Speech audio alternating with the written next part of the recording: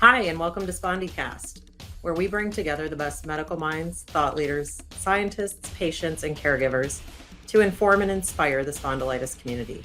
I'm your host, Jill Miller, living my best spa life, knowing that how we meet today has the power to change everything going forward. Please note that the information provided in this podcast should not be considered medical advice.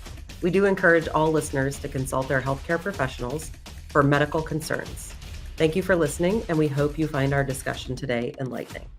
Hi, and welcome back to SpondyCast. Today, our guest is Helgi Olafson. He is an extraordinary individual who wears multiple hats, excelling as an ultra runner, a super yacht chef, and the owner of EcoPath Endurance.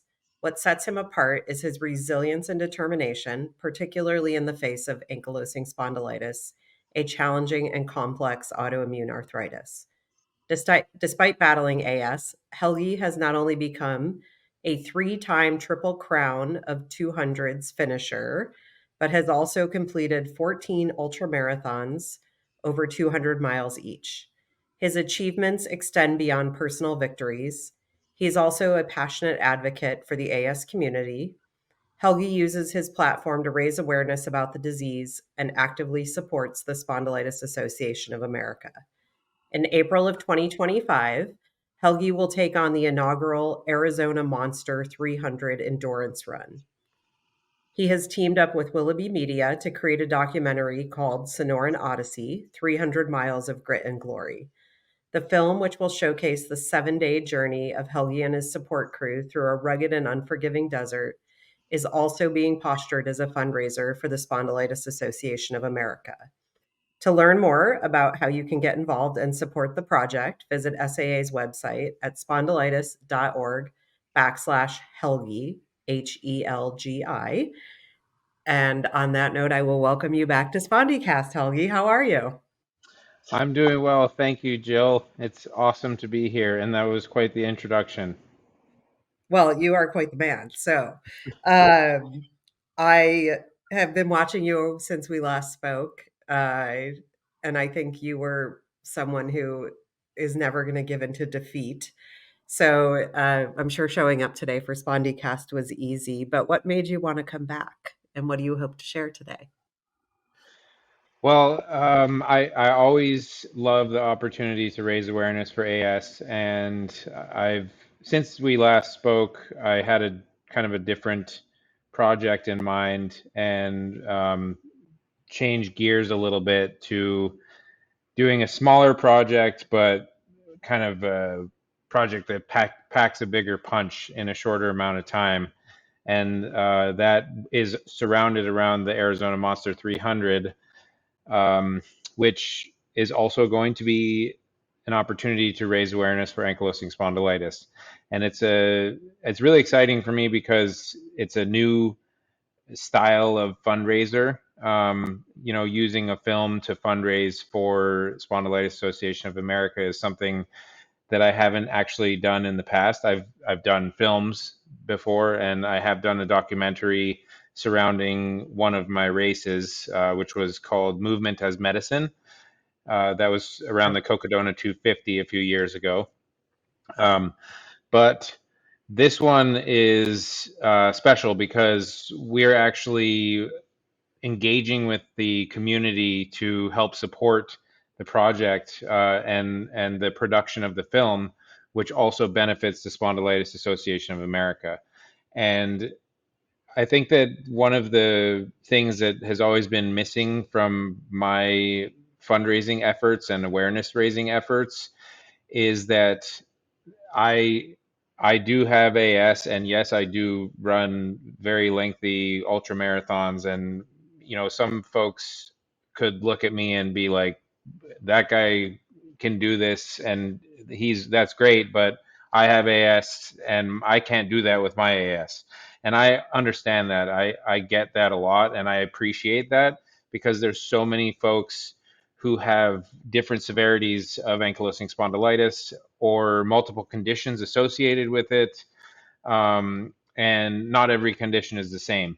But because of the way that we're doing this fundraiser, we're giving people the opportunity to get involved and support without actually having to run the miles, for instance.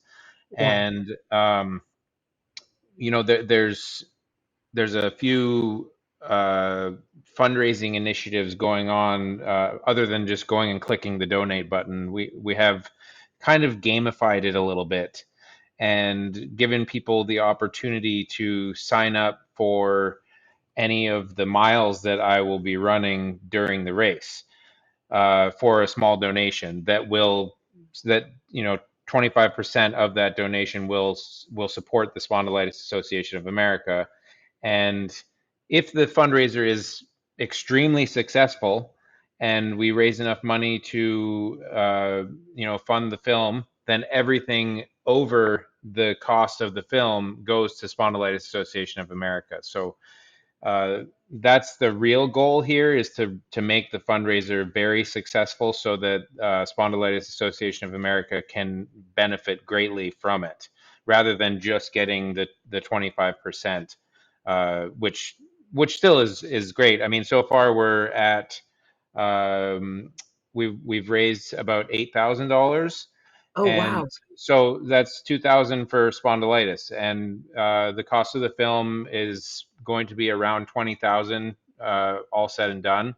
So if we can get anything over 20,000, then all of the donations go to Spondylitis Association of America. Back in 2021, I did the Trans Triple Crown of 200s, which we raised around 21,000, and so I'm hoping that this one beats that. And it's not really all about money. It's great to have money, and nonprofits need money to run their programs and to have all this support that the Spondylitis Association of America offers.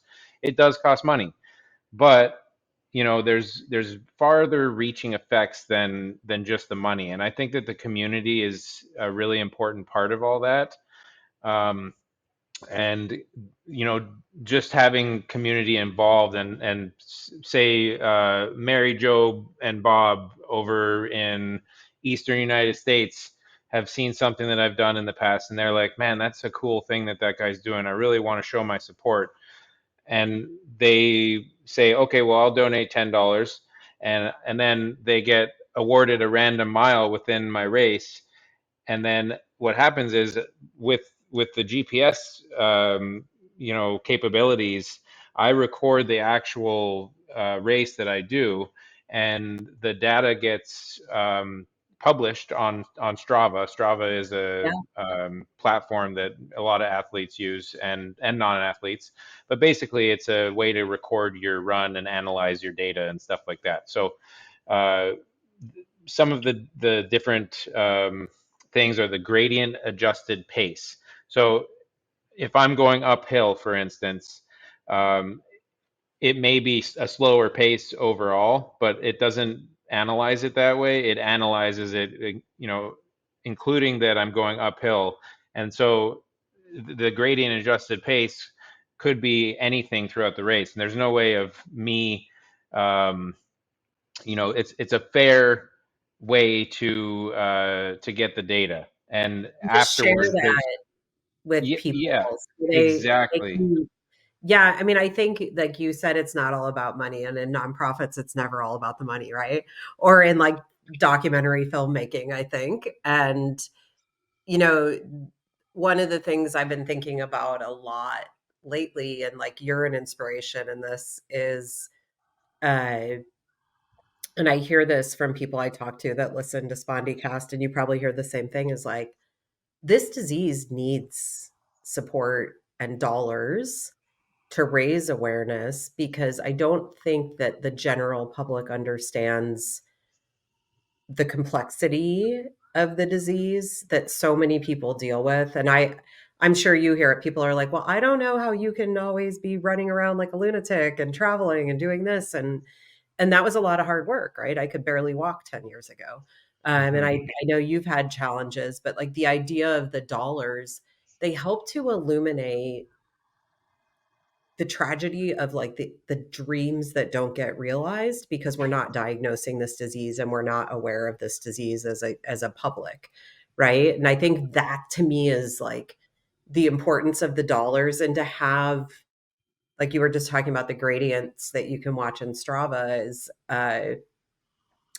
the the ability to really understand and have the human connection to feeling what this disease is about and what it takes to overcome. Because like I'm sure we could get into this in a bit, but like how did the idea um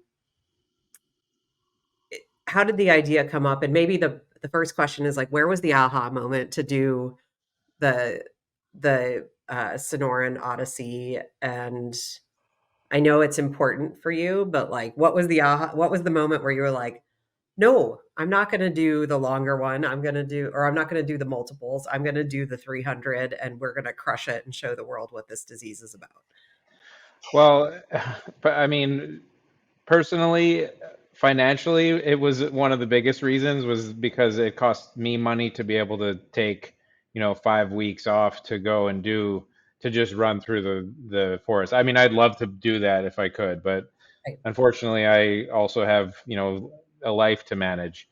So that was the main thing. But then, because I have been known to adapt, I was thinking to myself, well, I can still make an impact with just doing the Arizona Monster 300. I've done Cocodona 250 before. And just for the listener, what you're referring to is that originally I was going to run the Arizona Monster 300, and then with Brandon Hozak, who also has AS, and we were going to go through to the start line of the Cocodona 250 and then run that. But I have since withdrawn from Cocodona 250 and changed the plan to just doing the monster. Got it. Um, so, you know, Destination Trail is the family who puts on those the monster, and Bigfoot, Tahoe, and Moab, which are other 200s that I've done. So I've done a lot of those races, and I'm more familiar with the Destination Trail family. Nothing against Aravipa, who puts on Cocodona 250. They do a phenomenal job, and it's a very amazing experience, especially with the media, the live stream media that they provide for the race. It's revolutionary, even.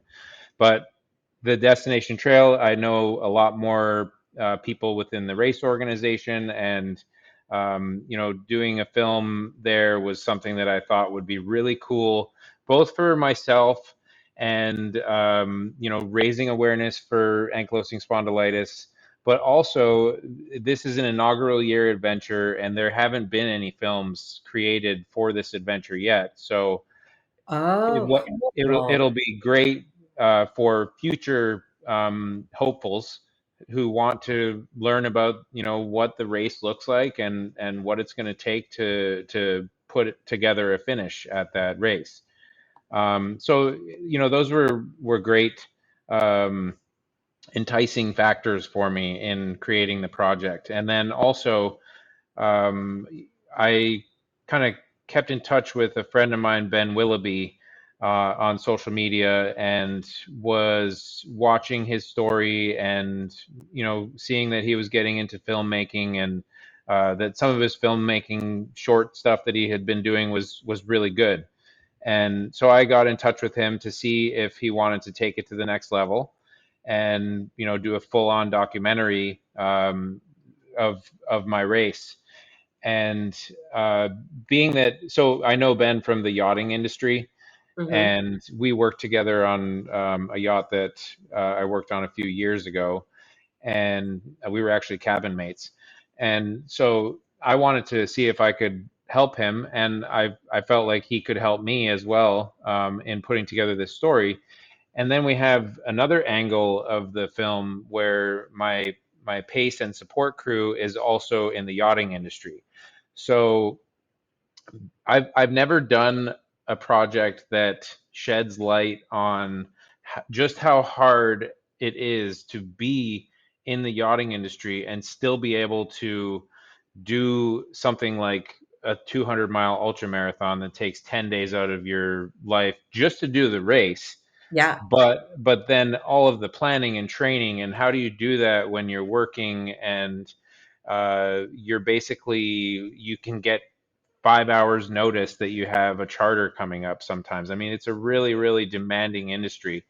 And I think that a lot of people are intimidated by being able to experience um, life adventures that other people can experience because they have a different schedule. But with proper planning, and really the most important thing in that is sticking up for yourself and not allowing yourself to be a number.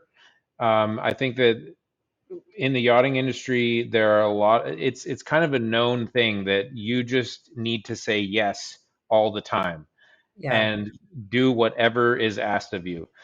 And yes, that's true, to an extent, but with proper communication and kind of letting it be known what you're all about, and it's basically all communication. You can set the expectation and really still live a fulfilling life and do really great things and things that are challenging. And I think that one of the goals of this film for me is to inspire yacht crew to not sell themselves short and know that they can still do really awesome things. Yeah, well, and I'd say, like, I think it probably and I can't imagine, um, the whole yacht crew thing. Like, just having watched Below Deck, that is that is enough to make me not wanna be in that industry, just from, like, a you have to be on all the time, it seems like, um, Absolutely. but, I think there are a lot of listeners, I'm sure that depending on where they're at I did it for a long time, like, I was in field sales, and I would have somebody ask me to do something, and I'd be like, "Sure, I can rent a truck on a Friday night before a holiday and drive that up for you because we didn't deliver it on time." And I do think like, some of it is boundaries and communication of, like, "This is what makes Helgi tick, and I can be everything you need me to be, but I need to make sure I get my training in." Or right? Absolutely. Well, And um, you know, um, for instance, two of my pace crew are yacht crew. One is first officer, the other is deckhand. They work on the same program, and it's tough for both of them to be able to leave at the same time. oh, yeah. And it was very hard for me to get 100%. I'm in. I'm going to be able to do this, which is the only thing that I will accept for any of my support crew. There's no 99%. I need someone who's in because I need to depend on them to be able to get me where I need to be. And I put my blood, sweat, and tears into the logistical preparations to set the expectation and show them exactly what it is that they need to do to be able to support me as best as they can, which is what they want to do anyway. But in exchange for me doing that and kind of taking these folks under my wing and showing them the 200 space, and showing them how I do this as a yacht crew, I expect that they give me the 100%. So I did get that eventually after explaining all of those things, but basically what ended up having to happen in the end is that they had to step up to their management and say, "Hey, listen, I really want to do this thing. It means a lot to me. It's because of X, Y, and Z. It's going to inspire whatever reasons they gave." But basically, they ended up sticking up for themselves, and at the end of the day, as long as they prepare for that and plan for that, they can find somebody else that can step into their shoes and, temporarily fulfill whatever duties or obligations they have as that yacht crew. And that's across the board. I mean, there's especially as a yacht chef. I've been a temporary yacht chef many times, and I get hired because I can go and hit the ground running. It doesn't matter what the program is, I can go in there and do a charter with short notice. And there's a lot of people like that. I mean, you're trained as a doctor to go in and be a surgeon, if you're a surgeon, and do an operation, and that's expected of you. And there's people like that all the time. But yacht programs, they're it's hard for them to accept that they would bring someone else in when this person knows all the ropes of what the duties are and things like that. But really, it's just that they're not allowing for this for somebody else to go in and fill those shoes when it's really that's important that those people stick up for themselves and are able to do those hard things. So Yeah. yeah. And so last time we talked, you were on a boat or you were on a yacht. Uh, how do you train on a yacht? Well, it's tough to train on the yacht, depending on the yacht, actually. Some yachts have full-on gyms and at least a Peloton or a treadmill, Yeah. or workout equipment that you can do, smaller workouts up on the sun deck or something like that. But um, typically, when I'm at the dock, there's a gym, or I can just go for a run from the dock. Um, it, it really depends on the program and how busy the program is. For instance, I'm flying out tomorrow to the Bahamas to join the yacht that I work on for my rotation, and there's a charter that's happening right now that is finishing tomorrow at 2 o'clock, and then the yacht goes a 5 hour journey to where I'm going to get on the yacht, and then the other chef switches out, and then the owners come on basically the next day. So like some yachts are the programs are very, very busy, and at different times of year they're more or less busy. But when you're on charter or on trip, which means when you have guests on, it's Mhm. basically all hands on deck, and there's really no time to do anything except for take a 15-minute nap in the middle of the day and maybe a 5 hour sleep at the end of the night. So that's the real challenge in the yachting industry. Um, but you know, I personally I've been in it for since 2011, and I don't take positions where I am working nonstop for weeks on weeks on weeks on weeks. I it's just not a quality of it's not a quality of life that I will accept. And again, it's me sticking up for myself, knowing what I want, and uh, also throughout my career as a yacht chef, I have always gotten a letter of recommendation and tried to get a better position, better paying position every single time. So I think it's really important that people don't settle for less than their worth. So, and you don't have to answer this question if you don't want to. And then I want to get into a little bit of some of your philosophy, but were you always that way about advocating for yourself, or was there a point in your journey with the disease that you were like, this is the life I want? These are the things I want to accomplish, but I have to use I have to voice myself. And did that improve your overall quality of life? I mean, you know, I'm a normal person, and I've made lots of mistakes in my life. I'm an addict. I've I I haven't had a drink now for over 2 years. That was a really tough thing. I've had gambling problems, drug addiction. Lots of things have been a part of my life, and I think they're all mini lessons.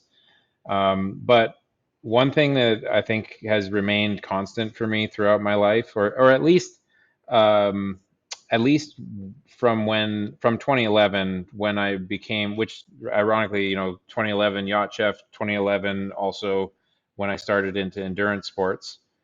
Um, but this is more about the endurance sports. When I started into that journey, and I was able to achieve the goals that I had set for myself, despite having ankylosing spondylitis, which eventually, instead of using the word despite, became because I have ankylosing spondylitis, because I look at it differently. I started to really, you know, admire that about myself and take it as something that, um, if I didn't have it, then where would my life be? What goals would I have set? Would I have thought that I could just do things and then not cared if I failed? Um, but because I have AS, I've always wanted to, achieve set a higher bar and prove to myself that I could do it. And um, so so yeah, I mean, I think it's just important that I look at my AS as something that I have benefited from, and made a lot of relationships with folks in the advocacy realm, just other people who have ankylosing spondylitis, people who reach out to me and want to know what they could be doing better, or what it is that I do. Even though I don't really advise people, I try to shy away from doing that because I know it's such a complex disease and my condition isn't your condition. Um, but yeah, does that answer your question? Yeah, no, it's great. And thank you. I know there's some vulnerability there. And I'm just like blown away when I've watched you on like Instagram and stuff, and I'm blown away by how determined you are to take on extreme things. You're, I'm sure you're one of just a handful of us out there that takes on things so extreme. Uh, but let's talk about movement as medicine.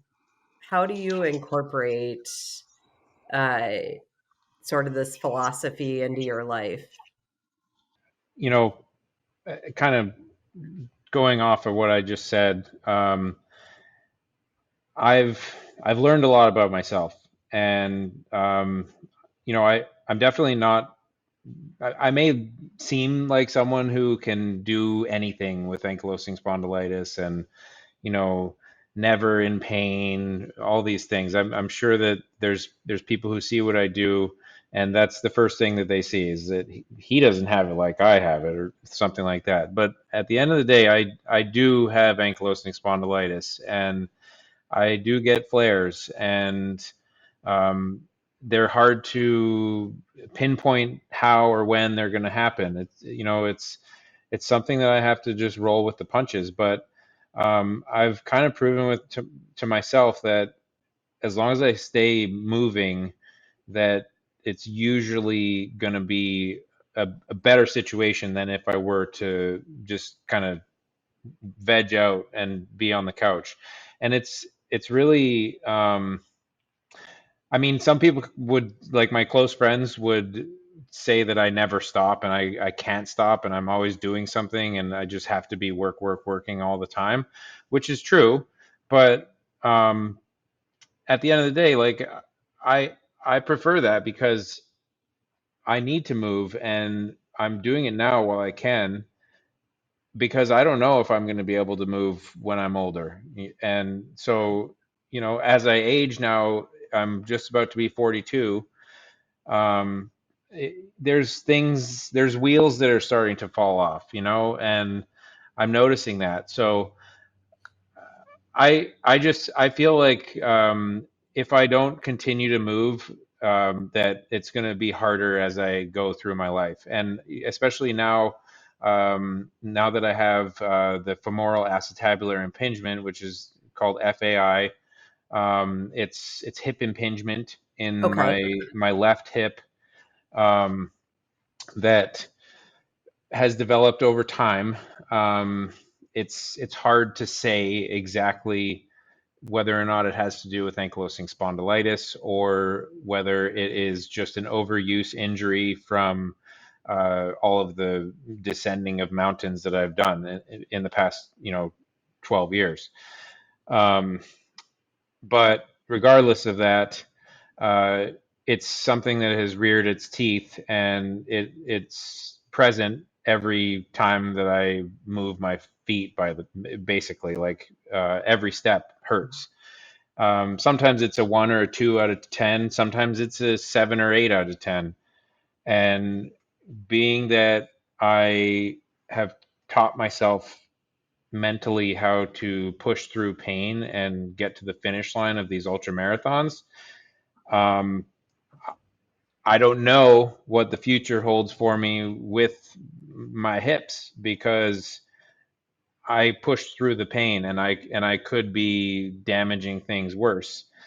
Um, the I've gotten imaging in my hips, intra-articular contrast imaging and MRI, basically to show I got that to see if I was a candidate for surgery, and I am not a candidate for surgery according to my doctors because there's no damage to my labrum, which is kind of the cap of the Yep. femur, um, but there's bone growth on the top of the hip and on the top of the bottom of the hip joint socket and the top of the femur, and where those two contact each other, that's where my pain is.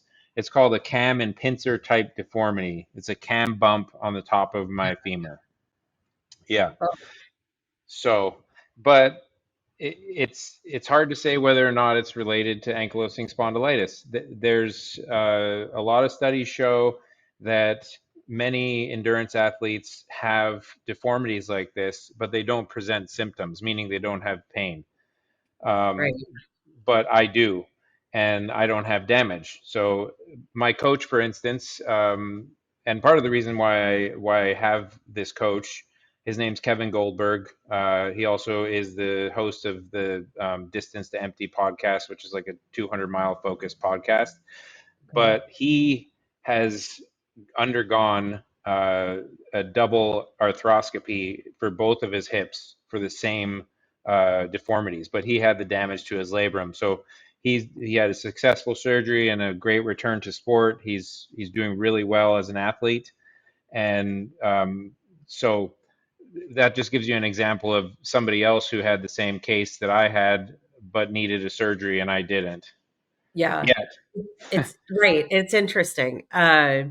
So with that, like with your coach and then your your doctors, Dr. Negron and Goodman, what do they do to support you as you are prepping for a 300-mile race with especially from a rheumatologist standpoint? Like I can picture my rheumatologist right now being like, "No, I don't even let you do burpees. You can't do a 300-mile race." So how do they help you in the journey of the preparation? Yeah. Well, so rheumatologists and orthopedists are they're obviously two different schools of thought. Dr. Goodman, who's my rheumatologist, he's the one who diagnosed me at age 19, is still my rheumatologist to this day. There were some patches of my life that I didn't see him for a few years, but I've basically been seeing him for my entire life with ankylosing spondylitis, I should say. And when I first got into doing 200s, he was a little bit skeptical, but now he kind of just knows that I do them. And, you know, I always come back to him in one piece. Yeah. But now we're kind of dealing with this femoral acetabular impingement situation, and it's even as a rheumatologist, it's hard for him to pinpoint, the why and the what to do. You kind of just have to try things, and so we're staying on the plan that we have. I take Cosentix right now. There's a possibility that my Cosentix might not be working as it should, and so we're testing a few other things. And but I think that the my talks with Dr. Goodman, my appointments with Dr. Goodman are mostly, hey, how you doing? Is your motion good? Yeah, he does a test to make sure my range of motion is good. I can always touch my palms to the floor still. Um, there's been little things that have come up here and there. I still have some skin issues every once in a while, and they can be AS related. So we just do the checkup, but most of the time it's like, hey, how's your daughter? And, you know, tells me about what he did this weekend, and I talk to him about what I'm gonna do, and he's usually always says that he's really proud of me and stuff like that, and um, he's a big supporter of everything that I've done, and he now uses my story to help inspire his new patients who are starting on the road that I started on with him back when I was 19, which involved like, hey doc, like, am I gonna be okay? Am I gonna have a life? What's this look like for me? And so now he uses my story to be able to help inspire those folks and set them on the right path, which, I mean, above all else, that is my number one goal, is to promote early diagnosis of ankylosing spondylitis, because that's what is going to set people apart, and be able to set them on the right track, and not let the progression continue. So that's the relationship that I have with Dr. Goodman. He's actually has donated quite a bit of money to this fundraiser, which will go to the Spondylitis Association of America, and he's actually about to retire in the near future, but I'll be under the care of his daughter, who's going to be taking over his practice. And he's still going to stay on to shadow her and get her started into it, which is amazing. I mean, I couldn't be luckier to be under someone else's care. I mean, Dr. Goodman is a major part of my success with ankylosing spondylitis. Um, Yeah. so Dr. Negron I first saw Dr. Negron at the beginning of 2024, when I was initially trying to figure out what this pain in my hip, or I thought it was pain in my groin at the time. I didn't really know what it was. Um, and so we went through the whole, diagnosis process, and got the x-rays and MRIs, and found that I had FAI, and basically he determined that I wasn't the candidate for surgery. But which, when I went to him, I thought, get the surgery. Coach Kevin did it. It's gonna, it might set you back a few months, but you're gonna come back stronger, and you'll be ready to tackle the monster. And that didn't happen for me. It didn't happen the way that I wanted it to happen. Even though the surgery may have had more complications, and maybe I could have gotten infected or whatever. Basically, what he had to break the news to me was that I've got to do this the hard way. I've got to put the work in, and strengthen the area, and come back, and hopefully things will be better, and we don't need this surgery right now. It can happen later, if at all. Um, so he helped me shift my mindset a little bit, and start really holding myself accountable.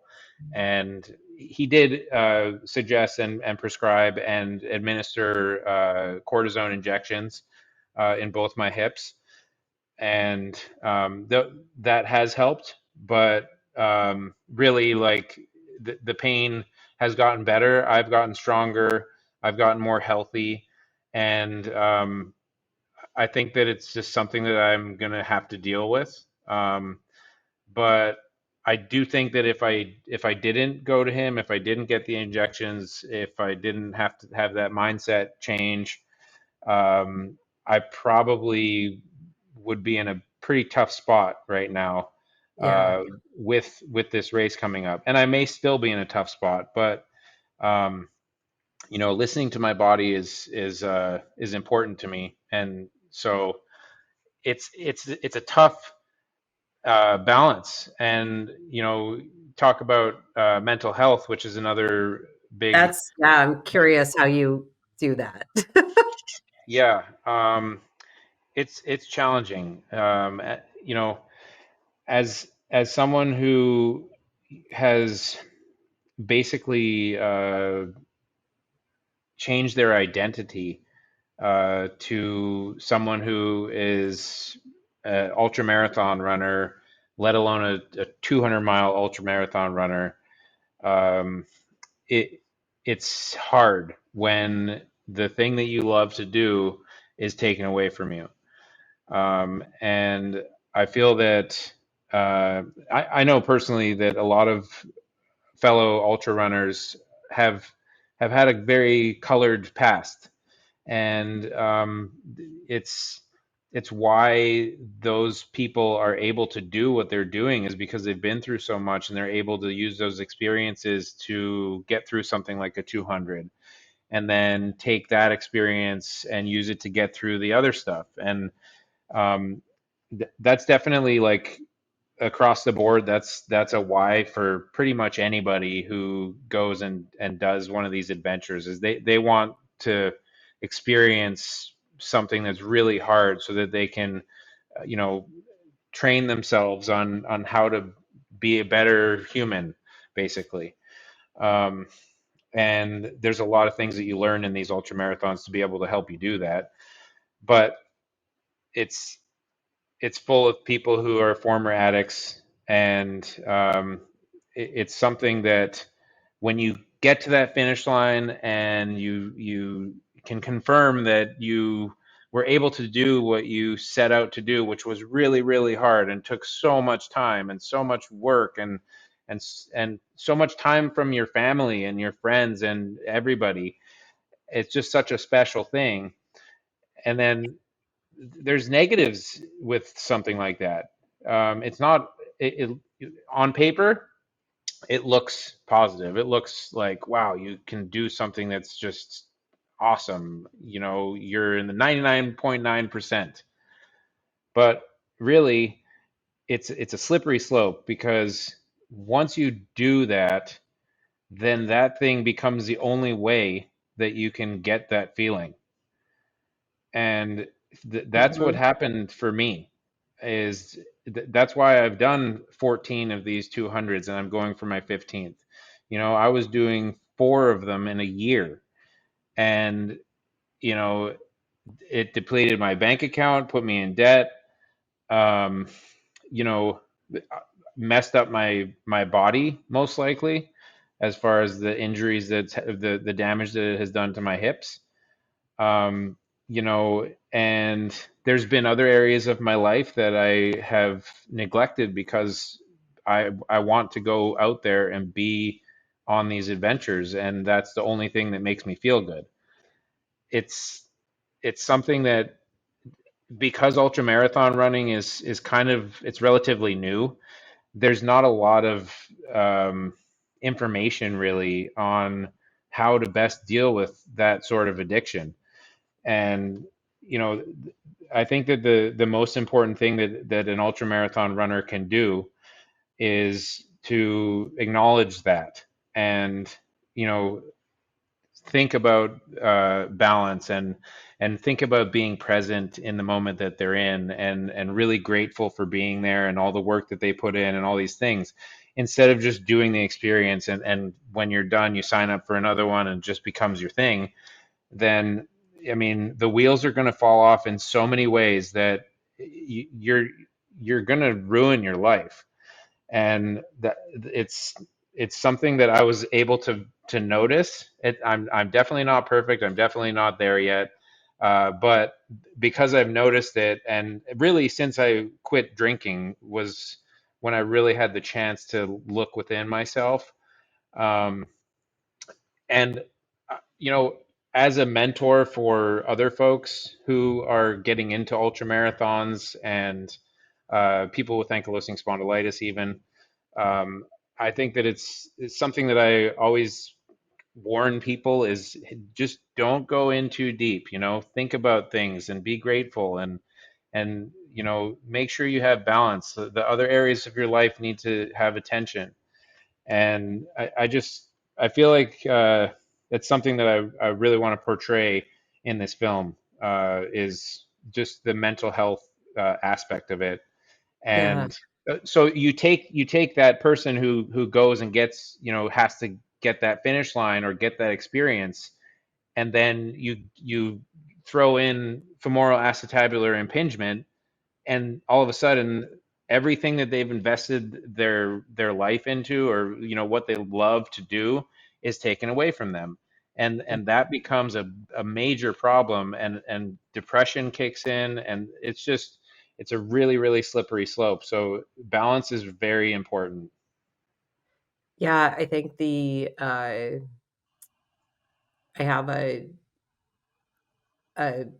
call her a mentor. She's always telling me I'm not too different when it comes to certain things in my own life. Uh, and she always tells me, like, find the middle road. Like, don't take, you don't need to be on the high road and the low road. You have to find the middle road. And it's so difficult, especially like probably for you prior to diagnosis. I'm sure you went through a lot, as did many people. And and I also think, right, there is a I always think of the years that I couldn't do anything. And then it was like, now I'm making up for lost time. And and you want it like and I'm like you. I very much look at this disease as something that has been uh for better or for worse, like, but more for better, has been additive to my life. I and there's community associated with that. So I think my one of my last questions for you is, you have built this community and connection to the spondylitis community, and I believe beyond. Uh, like, what is your hope that the impact will be of the documentary uh, for the community you already share, and then broadening the community? Yeah, I I think that the overall impact that I would like to see is, it's not really the people who follow me and support what I'm doing and think that it's beneficial.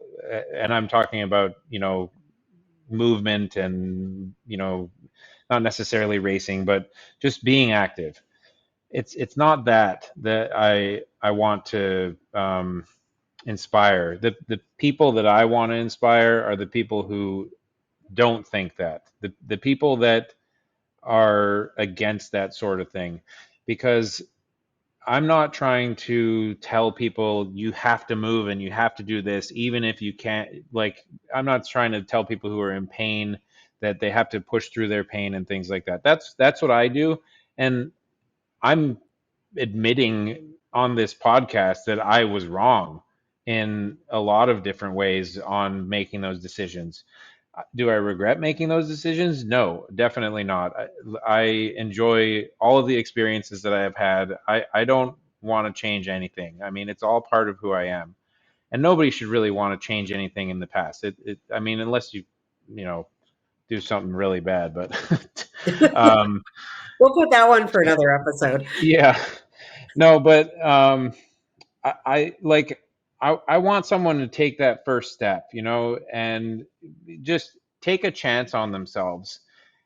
Oftentimes, and it's more than just ankylosing spondylitis patients. It's people who would rather not, or try to convince themselves of the reasons why they shouldn't. And I think that you miss out on a lot of opportunities in life if you have that mentality. um, don't be too careful. Take chances, and it's just important to hold yourself accountable, and depend on yourself. Obviously, like, support groups and networks and family and friends and all those things are wonderful things, and you should definitely build those relationships and maintain those. But making a relationship with yourself is very, very important in the grand scheme of things, because you're not going to get success because you're friends with Joe Schmo. I mean, they might help get your foot in the door, but Right. you got to do the work. And you know, there's always people who convince themselves not to do things, and it's just, I wish that they wouldn't do that, because they're cutting themselves off from opportunities. I mean, you miss 100% of the shots you don't take. Yes. And Superman is never coming. I mean, right? Santa Claus might be though. Santa's definitely going to come. But no, I think you're right. I think this is you and I share a similar, I think, like mentality around life and the disease. And I think some of it is, you know, also looking at uh I say sometimes like I'm always looking to like just do it better for me or the next person, or when you get into trying to achieve something, but this idea of like taking the first step. And I take a yin class, yoga class, and my teacher, he made a comment a couple weeks ago when we were trying to get into a specific position. And he said, when a human tries to get into do something new that they've never done with their body, it takes 100 times to actually like master it.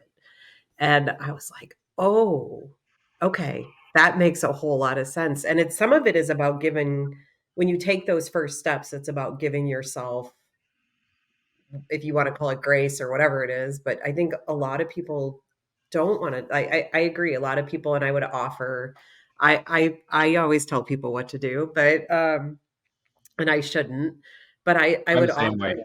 Yeah, I mean, but I just kind of you're as alive as I am when it comes to like wanting the world to like feel as good as you feel when you do certain things, and I but like I would offer like those first few steps are we all stumble on the first few steps or first few hundred.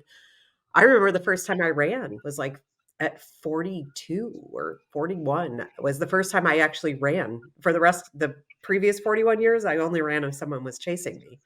And and I got like 5 decent years of running in. Now I don't run so much and I lean on other ways of feeling good. But yeah, it's I think it's like just take the leap is Absolutely. And you know, in regards to me running, 200s and stuff, I mean that obviously it's intimidating for anybody, let alone someone who has ankylosing spondylitis.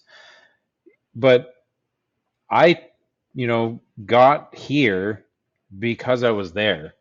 yeah, And I took a chance on myself and I took that first step. And I did it the next day. I took the first step again. And yeah, you know, if you break it down into small, manageable chunks, then it's not that bad. You're not going to be really good at something the first time you do it, and you may never be really good at it. I'm not really good at it. I'm I'm not winning these 200s. I'm getting through them, and I'm basically proving to myself that I can do something. I'm not putting myself up against the other people. It's not a good way to do it. It's you know it could be bad for somebody to compare to other people, and I think that that's an important part of that equation is just to like be with yourself and hold yourself accountable. Don't worry about what other yeah, people think. yeah. Okay, so this is my last question, and then we're gonna wrap this up. You have accomplished a ton in the last 15, 13, 14, 15 years. Uh, but with this documentary and the work you're doing for advocacy, if you like, what is your moonshot like for achievement in the advancement of spondylitis? Well, uh, I mean, early diagnosis. There's tests for the HLA-B27 gene, which is a pretty good marker of whether or not you have it. Um, I just think that uh, the saying, "Oh, he's just got a bad back," or "She's just got a bad back," or "I just have a bad back." Eradicate back pain. Yeah. Well, no, I mean, there's so many forms of arthritis, and it's such a complex disease. Spondyloarthritis, which is what most people are supposed to be calling ankylosing spondylitis, actually, um, is misunderstood in a lot of ways, but it's getting better. And I don't think that the moonshot is something. to that's going to happen right away. I think that it's something that's going to take a lot of time and a lot of investment of people's time and energy to be able to figure out a way, a system, if you will, to get early diagnosis to be something that is tested for maybe, you know, maybe like maybe it's something that's done in elementary school in PE class or something like that, and there's markers that are looked for. Like when I see someone in the grocery store that has a really hunched over back, I look at that person and I'm like, I bet you they have ankylosing spondylitis, and they may not even know it, you know, and it shouldn't be like that. Like the, and it's tough to point to a little kid and say, hey, you might have ankylosing spondylitis, but I feel like if it's talked about more and people can recognize, you know, some of the symptoms and signs, that Yeah. maybe that person might then go and get get a test or go to a doctor and at least take the next step in trying to get diagnosed. Early diagnosis is so important, and that's my moonshot. Really, is like get the Right. early diagnosis. Don't be 45 years old and have had back pain that you don't know what it is for 25 years, and then finally they get diagnosed and be like, oh, I wish I would have gone and seen someone sooner. I've been living with this pain for 25 years, over half my life, and I haven't done anything about it because I didn't think I should, or you know what I mean? Like, it's Right. just, it's ignorant, in my opinion. I think people need to really take charge of their own health, and we have so many resources at our fingertips these days with Google and the internet and stuff. A lot of it is, you know, you really have to dig through and filter through the BS, if you will. Yeah. But there's a lot of Spondylitis.org, information. right? Spondylitis.org, there's so many Yeah. resources, you know, Yeah. and again, you go back to the money that's necessary to have an organization like the Spondylitis Association of America. I mean, obviously, it employs a lot of people. You know, it sponsors this podcast, for instance. That's probably one of the minimal costs of the entire organization. But all these little things, like the support groups, all of the pamphlets and information on AS and little advertisements here and there. There's a And lot of research, little things. like The research research is and the biggest thing. programming. And yeah, research is huge. Programming for not only patients, but for caregivers and clinicians and EMTs.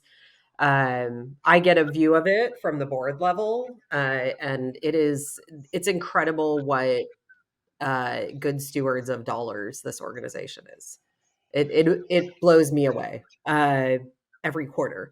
So, on that note, how can people? Let's repeat. How can people find your page on spondylitis.org? Okay, so I didn't mention that the fundraising initiative that involves the sponsoring of the miles is in conjunction with an organization called Toe Beans Therapy, and toe Okay. beans are the little paw things on a dog or a cat. Uh-huh. But anyways, that fundraising initiative will be a link on the page, which is spondylitis.org/Helgi. And you'll be able to find all the information on the Sonoran Odyssey project. If you want to look up what the Arizona Monster is, all this information will be on there, and how you can enter the contest. Um, you know, it's a small donation is $10 to get a mile, and you'll be supporting the Spondylitis Association of America with that. Obviously, you can donate more if you want, and that would be much appreciated. Spondylitis Association of America needs more funding to be able to do all these amazing things. But spondylitis.org/Helgi is the link. And also, I'm on Instagram, Helgi Olafson. You can look me up, follow me. We'll be posting all sorts of cool training videos leading up to the race.